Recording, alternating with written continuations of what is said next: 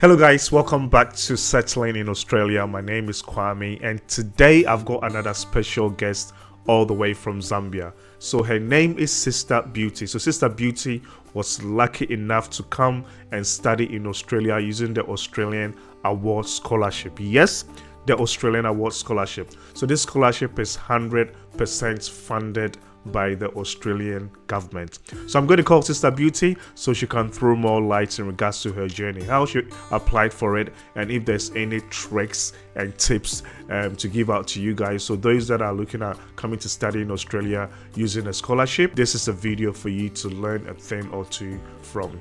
Do not go anywhere. I'm going to call Sister Beauty, then we kickstart this interview. Hello, Sister Beauty. Thanks so much for coming on Settling in Australia. I trust you're doing well.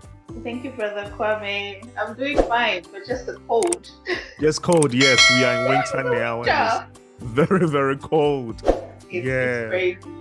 Anyways, thank you so much for coming on Settling in Australia. So, guys, Sister Beauty is from Zambia, and she was so lucky enough to be selected through the Australian Award Scholarship. Yes, so today she's going to give us a lot of insights in regards to how you guys can also maybe go through the exact same channel. If you are lucky, I'm pretty sure she's going to share a lot of insights with you guys today. So Sister Beauty, I already know you. Yeah, so before we get started, do you want to just introduce yourself? Just give us a bit of a background so our audience know who you are. Yeah. Okay, thank you. Thank you, Brother Kwame, for having me here. It's such a pleasure finally being on your channel after watching you for so many years. You've actually guided me through the application process, you know?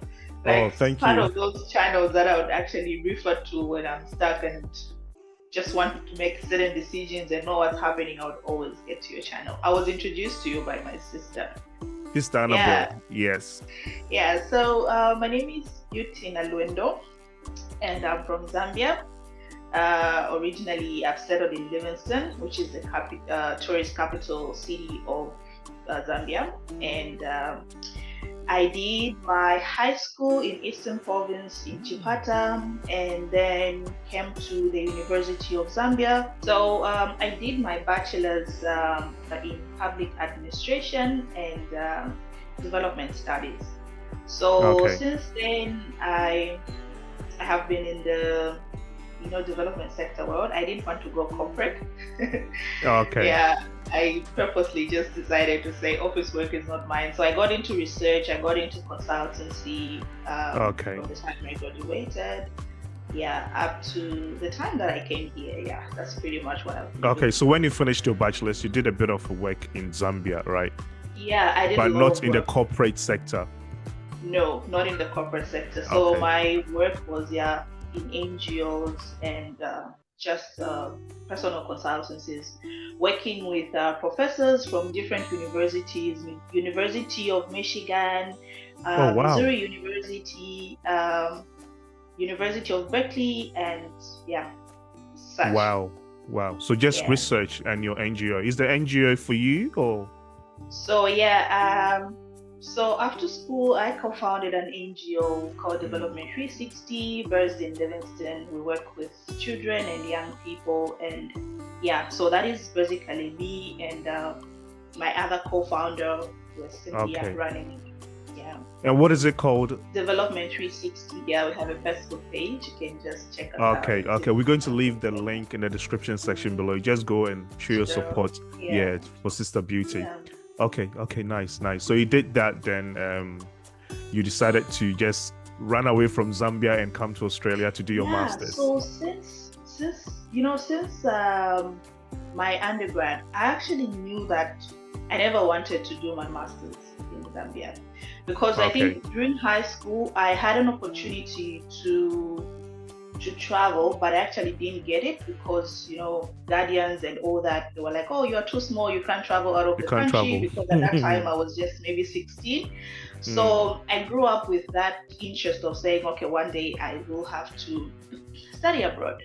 So when I finished my degree, I started actually applying for scholarships, but I had to take a break because I became a mother Oh, And wow.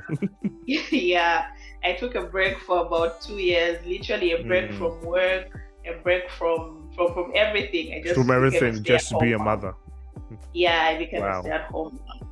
So yeah, during that process, of course, I would have some work that would allow me Mm. to work from home. Like, Oh, of okay. course, maybe someone just needs something to write. I would take that. And then also during that process, I took it as a time for me to, of course, expand my CV, like do Mm. local fellowships Mm-hmm. and also do online fellowships. So I applied in a lot of that, and thankfully I have a very supportive partner who's Okay. actually been seeing me through this process. Sometimes he'll Yeah, so he just supported babysit. you. Yeah, he'll just babysit and he'll say, "Okay, do your thing, and I'll take over the children." So Oh, he's nice. been God bless really him. he's really been on my side, like throughout the process. Mm. So Mm. I took that process to do the local fellowships. Some of them were abroad, like, but then were online, like Okay. with UNESCO and some South African-based organizations. I think I did Mm. 2 or 3. Yeah, but during that whole process, I never stopped applying. So Mm. I had my second child again during the process, Oh my and God. So then not one, but two. yeah, I had two. So Wow. after my second child, my partner, we've actually, I've attempted so many scholarships. Like during that process, I've Mm. attempted the Cambridge Shared Scholarship. I've attempted the Fulbright Scholarship. Wow. So you Uh, were trying like a lot of countries, right? yeah, yeah. Mm. So Australia, surprisingly, was actually never on my mind. Most people Yeah. do not, when it comes to like studying in Australia, especially people from Africa, most people do not consider Australia. I find that like everyone is like UK, It's Canada, true, US, true. yeah, Europe, Truthfully, yeah, it's not very popular. It's not yeah. very popular Mm. because for me, I think maybe because of my work experience with the people that I've worked with. Most of the time when they come, they would encourage you to say, "Oh, apply at my university," and most of these universities would be in the US US, and yeah. yeah, one in the UK. So of course, for me, my first priority was the UK Mm. and then the UK. So I did apply Cambridge, I did apply also at Berkeley University, but I never completed it because I think they needed a lot of paperwork, and at that time I Mm. didn't have that commitment to just follow up with a lot of paperwork. So I didn't go, but I did apply also for at University of Michigan on the Mm. Wow. combined study where you do 7 years of straight study, but you do it together with masters and your PhD within PhD. that same 7 years. Yeah. So that one I didn't go through, but then the professor I got very good feedback that I should work on my qualifications, probably get a master's or something in relation to that, then I'll be eligible. Yeah, so Okay. something that I'm trying to look into maybe when I'm done with my master's. Yeah, You asked so this. Okay. Mm. sure. I did also attempt to apply for the Mandela Fellowship. So the Wow. Mandela Fellowship, I actually have been shortlisted actually twice. Oh, And I've congrats. been yeah, I've been on the waiting list actually twice, but I just Mm. I didn't get through. So I gave up. Okay. Then during the process, of course, I came across. So we have so before maybe I go forth further, we have this family friend that we have that has been a very good family friend. He's doing his PhD in Australia. In Australia. So Okay. he's a person who actually told me to say, "Oh, try to apply in these schools here." So he's been talking me into it for the past 3 years, but Mm. I think 2023 I just said, okay, let me give it a try. So in my browsing, I would spend a lot of time online, guys. It's a lot of commitment actually. You have to use a lot of Search. data. Mm-hmm. Yeah, you have to use a lot of data. You spare a lot of time to just be online and search. My daughter would always fight with my daughter, and she'd be like, "But mommy, what are you doing? You're always You're not spending on time your with her. laptop. Just research and You're looking for always on your scholarship. laptop.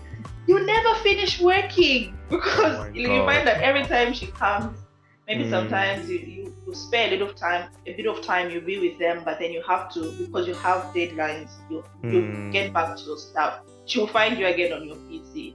Like, you never stop working, yeah. So it actually has to be purposefully that you set time away from your busy life and just get to search for these opportunities.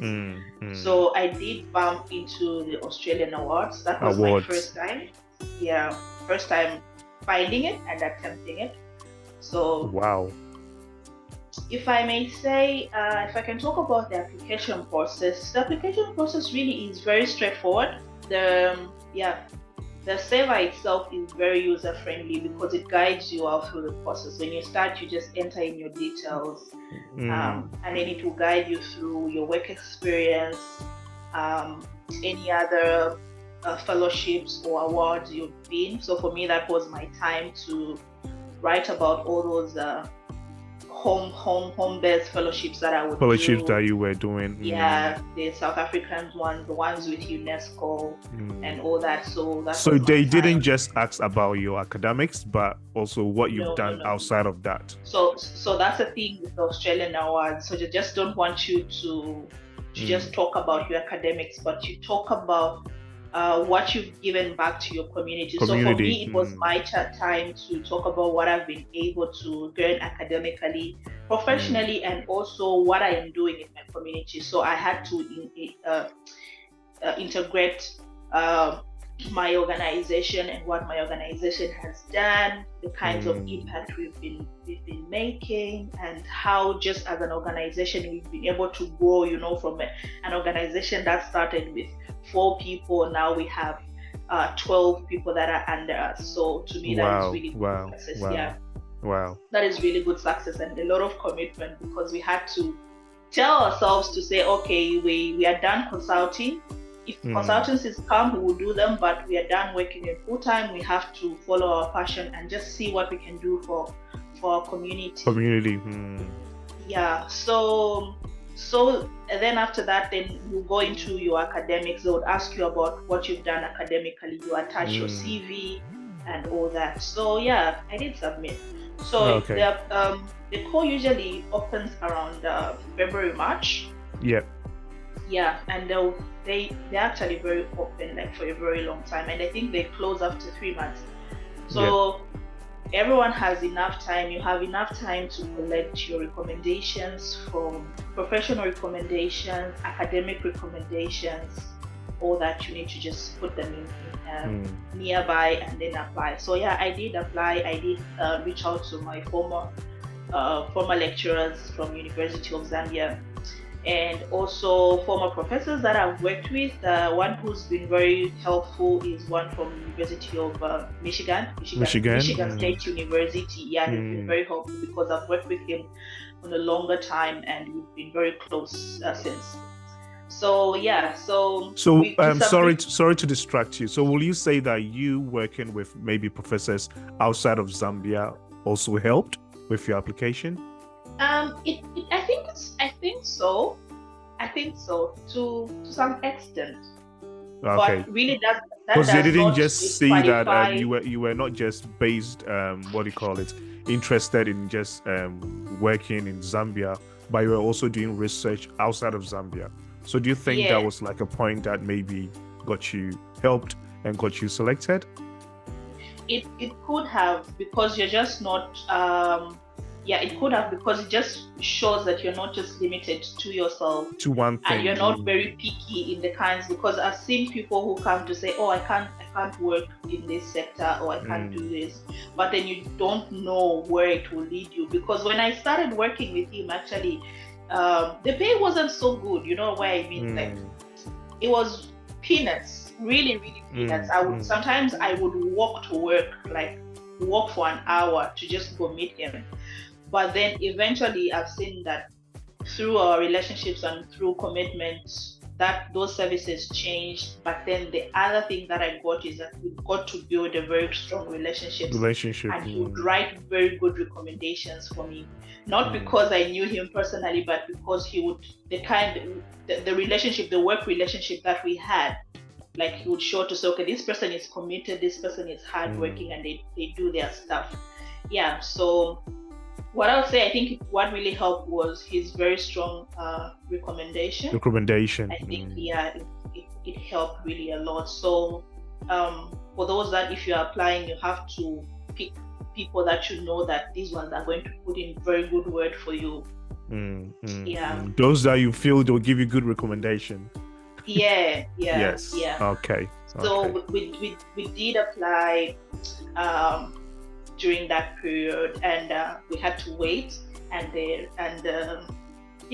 September I think was the time that we got responses. So I almost didn't apply actually because I gave up because I was telling my partner to say, oh, these are just like any others that we've applied. So and he actually just made me to say, you know what, you're going to submit this application, and I told him to say no. So I missed the first deadline, and luckily, I think it was God, they extended 3 more days because they were having difficulties with their server. So during that 3 days, I put in my application, I think 30 minutes before they closed. Oh my God. Yeah. Wow. And so last minute. I was so sure that it actually didn't go through. I was so sure.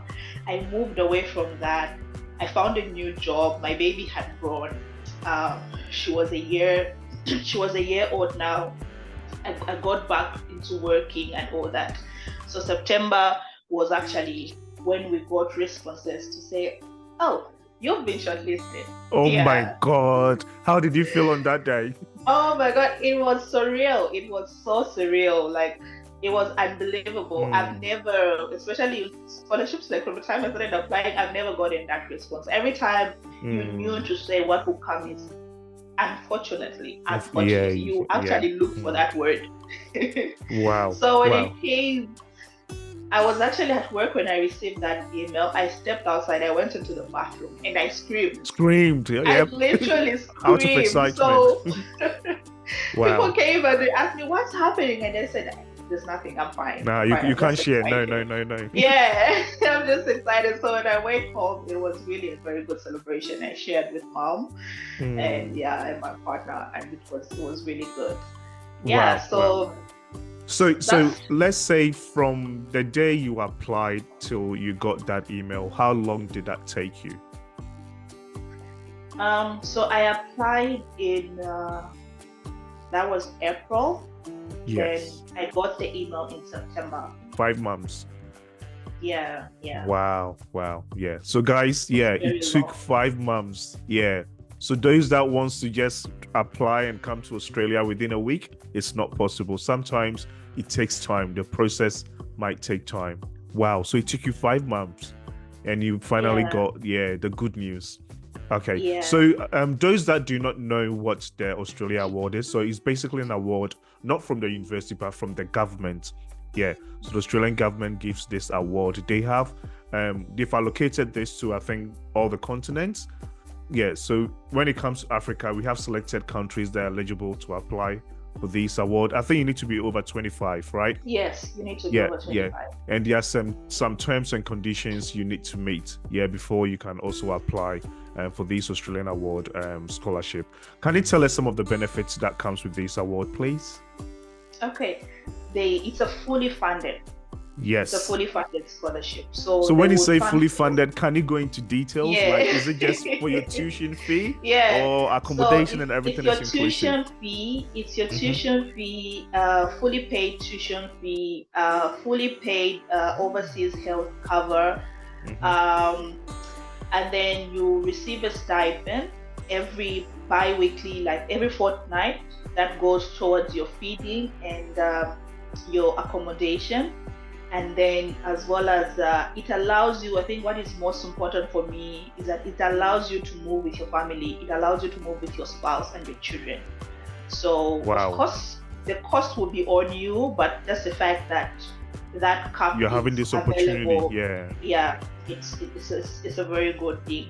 And then what is most important is that, before you travel to wherever you are going, of course Australia, before you depart, they will give you time where all the scholars meet. So for us, we met in Pretoria. That was in December.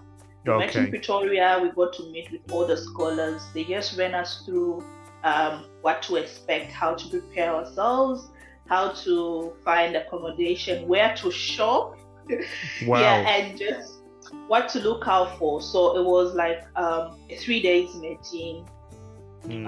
a 3 days meeting with the With with other all the applicants that got officials, the selected. DFAD, or DFAD officials, and also the company that was in charge of the awards. Okay. So Okay. So from yeah, Zambia, how many people got selected?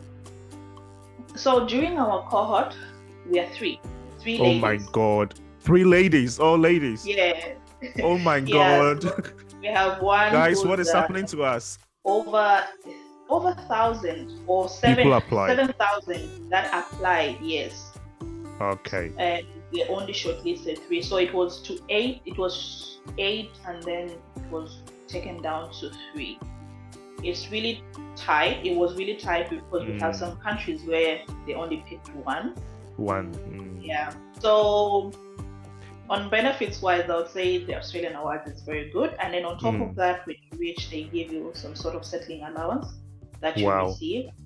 Of course, they would require you to travel with some money, like Of about course, of 500. course. You Yeah, cannot put all about your, what 500. do you call Yeah, it? All your yeah, expenses on them. Yeah, they'll take care of most of the yeah, major ones, but it's good if you also have some funding to support for yourself a sure. little bit. Okay. So now let's Yeah. jump. So now let's jump from Zambia to Australia. So which Yeah. uni are you studying now? So currently, I'm with Monash University.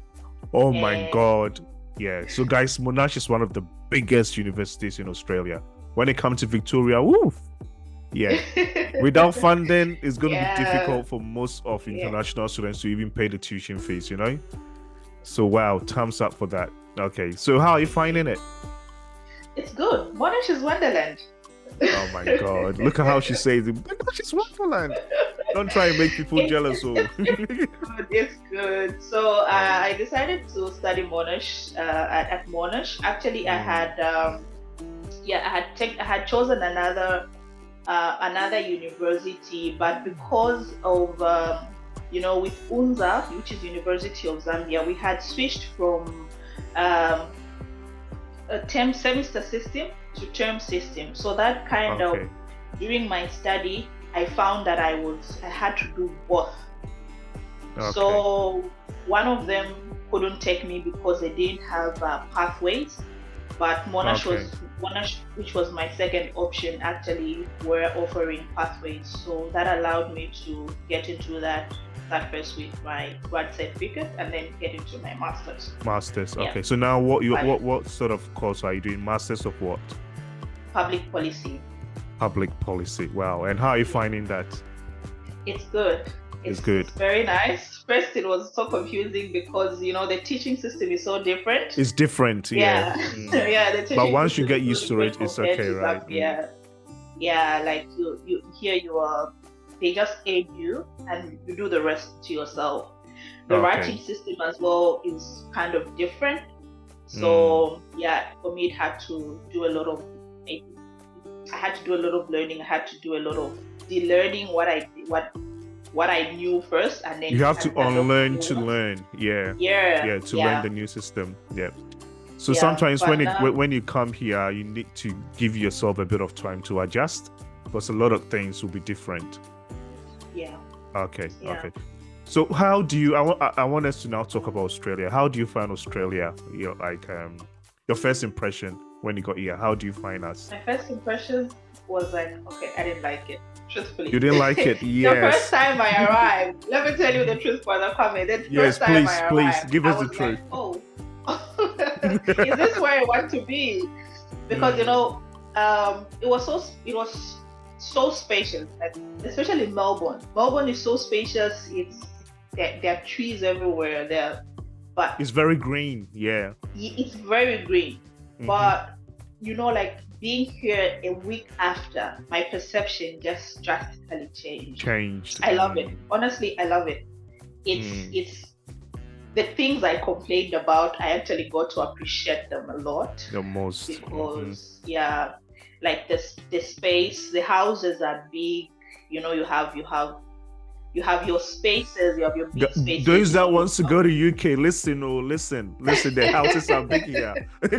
Yeah, the houses are big. Are You big have here. Mm-hmm. you A lot of have your space. a lot of space. Your yard is big. You can do gardening. I love gardening myself. I do that a lot back Wow. home. Mm. So even when I was choosing where to stay, I wanted a flat that can allow me to at least do a little bit of what I want to do, even in courts, just plant. So, and it's very green. You have a lot of parks everywhere. The transport system is amazing. Yes. It's preach very on, organized. sister. Amen, sister. Preach on. Make them jealous.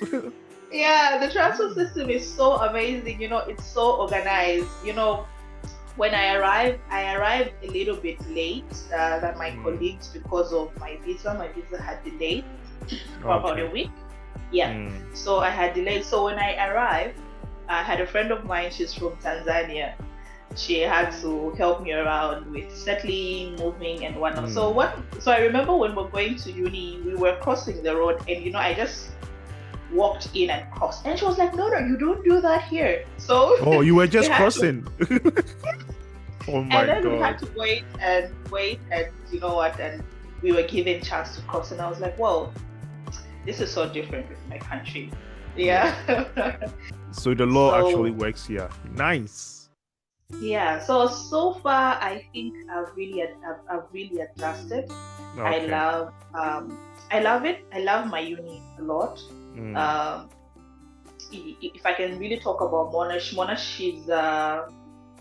is big. Apart from they're so strong in research, especially I've discovered that they're very, very. When very it comes to research, yeah. So Monash and Melbourne, Uni of Melbourne. And Melbourne. Yes, Uni of Melbourne. Yeah, it's all researched. So if you are if you're someone that is interested to do more of research, then you need to target this. If you want to come to Victoria, then you need to target either Monash or Uni Melbourne, and they give a lot of scholarships too. Yeah. Okay. And they're very supportive, especially where like academic wise. There are so many support systems. There are counseling systems. If you just feel like you're having a breakdown, there are free services for counseling. You have your free medical services that you can access through your OHC cover, and you have like drop-in centers for people who are struggling, especially with language. If English is not your first language, you have those services where they can teach you how to speak and write and just express yourself in English. Yeah. Okay. So, guys, I know this conversation is getting interesting. So now let's ask Sister Beauty the hard question. So if someone is watching us now and they want to apply for this sort of award and they need help, I know you are really, really busy. Are you willing to support someone like that? Yeah, I would. Okay. Yeah, I would. It would be my pleasure, actually. Okay. To show someone who's willing. Yeah. Who is willing? Okay.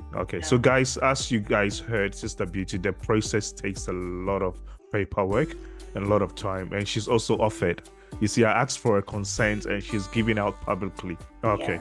So, guys, I'll leave Sister Beauty's email on the screen and also in the description section below if you are ready. Okay, so make sure you've done your research. Don't just email her and say, Sister Beauty, can you help me with the whole thing? Nah. So if you've started the process and you need maybe an advice, then you can reach out to her and she'll be able to advise you. And Sister Beauty, so before we wrap things up, if someone is watching now and they're also going through the exact same process, what is the most important two advice you give to such person? First, the most important one is one has to be mentally prepared. You have to know what you want first and foremost, because like I said, the process is so taxing. It's draining, honestly, because it's a lot of anxiety. Because when after getting your acceptance, you have to wait for you. So I think there's something that I skipped. Sorry, let me take you back. So after you're picked, that you're selected, so it doesn't actually end there. Okay. So your selection is for the scholarship. Then after that, you have to now go back and start applying for those schools that you had picked within your application. So the Okay. fact that you've gotten the acceptance for the scholarship does not mean then you get the acceptance for the school.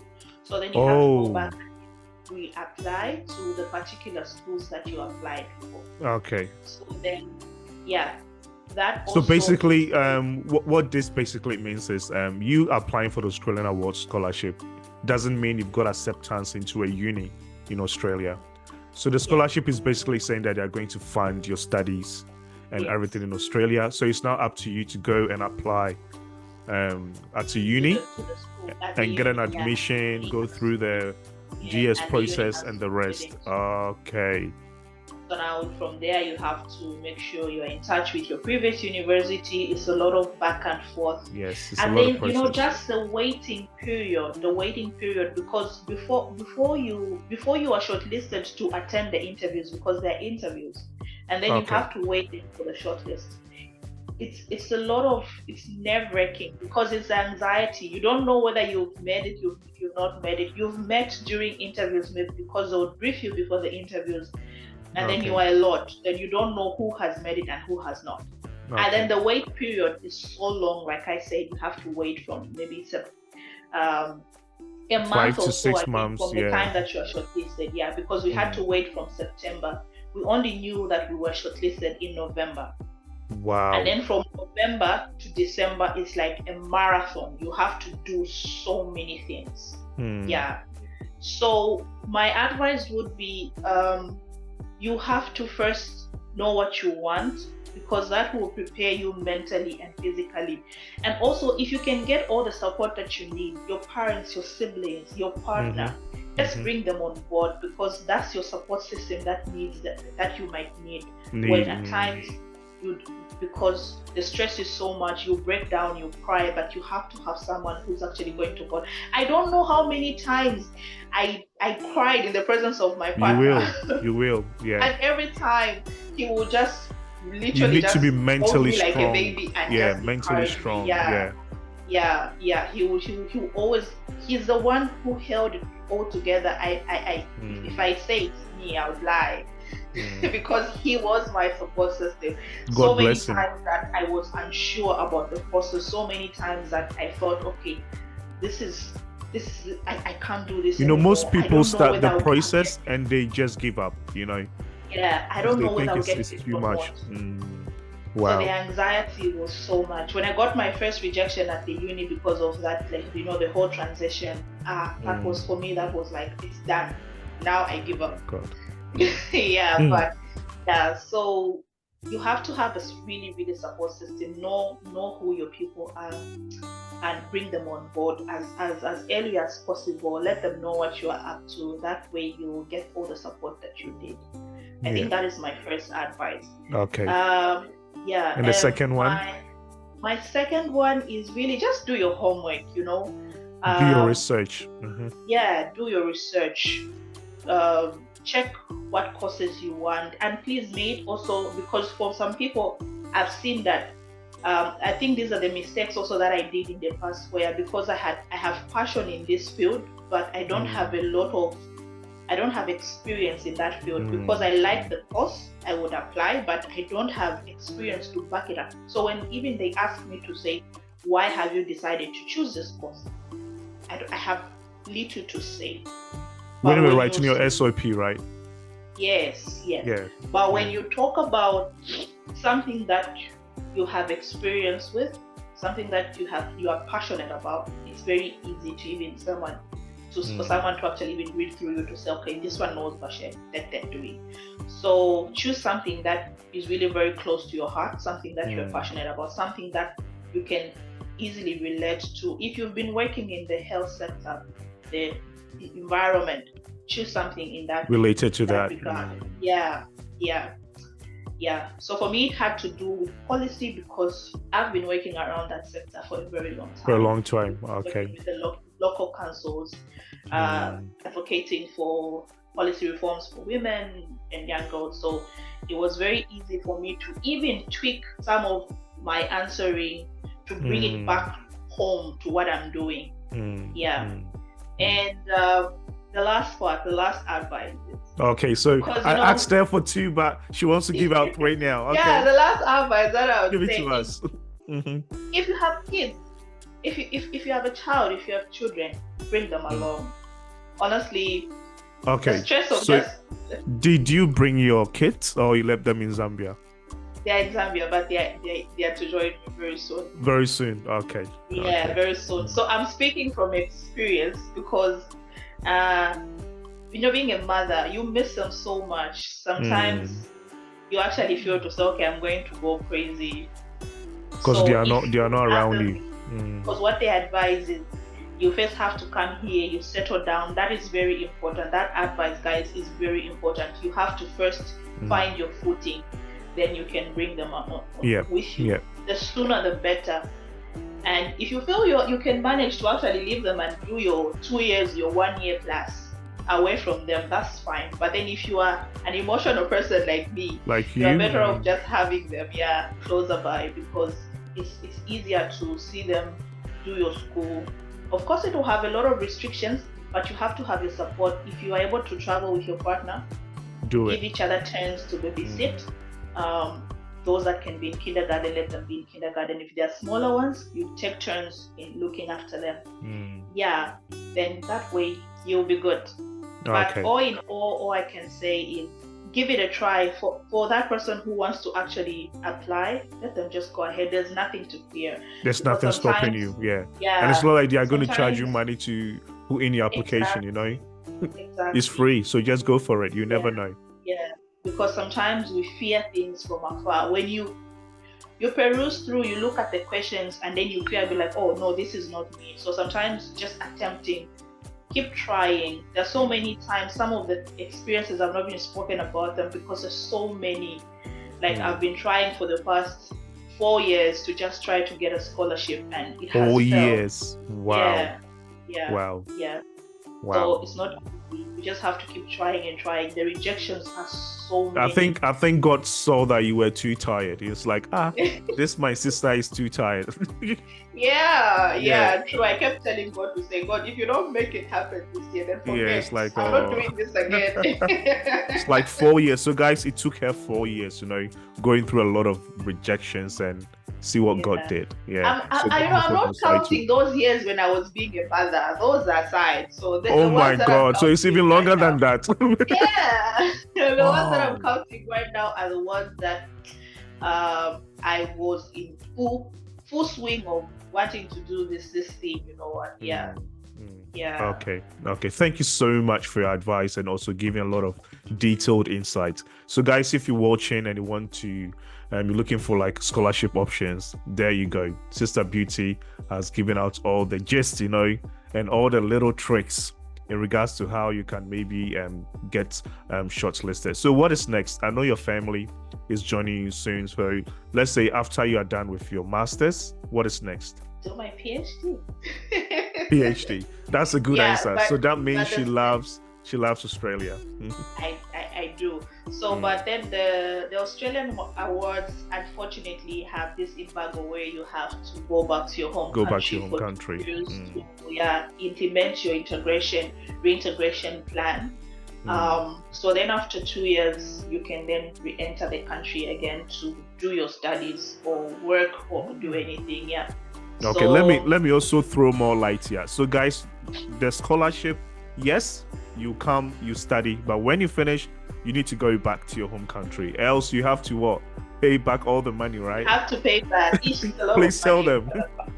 It's a lot of money. It's a lot of money. So what is wise is just go back home. Just go back. Because you have those commitments. You have a commitment to your country for letting you come here already.